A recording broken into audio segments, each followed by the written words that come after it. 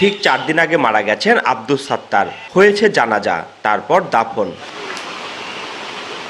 সোমবার রাতের আধারে তার কবর খোঁড়ে অজ্ঞাত কয়েকজন। উধাও হয়ে যায় মৃতদেহ। ঠিক সেদিনই সাত্তারের বাড়ির আঙিনায় দেখা যায় নতুন একটি কবর।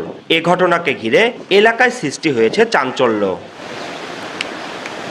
ঘটনাটি সিরাজগঞ্জের কাজীপুর উপজেলার সোনামুখী দক্ষিণ পাড়ার। স্থানীয়রা জানান, হাসপাতালে চিকিৎসাধীন অবস্থায় 9 জুন মারা যান সাত্তার।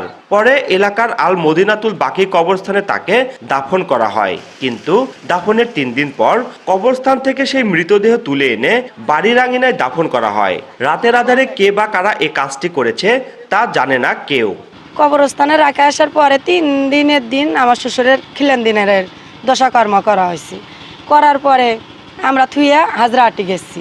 আইসা সবাই আইসলো, আইসে দেখলাম আমার শ্বশুরের কবর উঠানের ভিতরে। পরে কবরস্থানে গেল, যাওয়ার পরে দেখে যে ওই জায়গায় খৈরা মইরা দেখছে আমার শ্বশুর আর ওই জায়গায় নাই, এই জায়গায় আছে। তবে এই জিনিসটা, এই দৃশ্যটা দেখে আমাদের আশ্চর্য ঘটনা মনে হইতেছে যে এই জায়গায় আসলো কিভাবে সে। আমার ভাইয়ের মৃত্যুর আগে বলে গেছিল যে আমি একটা বট গাছ গাড়ছি, সেই গাছতলায় আমাক মাটি দিও আমার মৃত্যুর পর।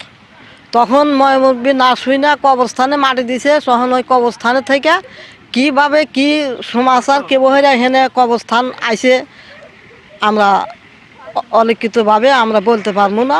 স্বজনরা জানান, মৃত্যুর আগে সাত্তার বলেছিলেন তার হাতে লাগানো বটগাছের নিচে যেন তাকে কবর দেয়া হয়।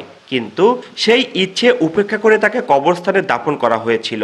তবে 3 দিন পর সবার চোখের সামনে দৃশ্যমান হলো তার শেষ ইচ্ছার রহস্যময় বাস্তবায়ন। ঘটনাটি জানাজানি হবার পর দূর দূরান্ত থেকে মানুষ ছুটে আসছে নতুন এই কবর দেখতে। যেখানে থাকে সেখানে একটা বটগাছ আছে, বটগাছ তলা কবর দিছি। কবর দেওয়ার পরে এটা আমরা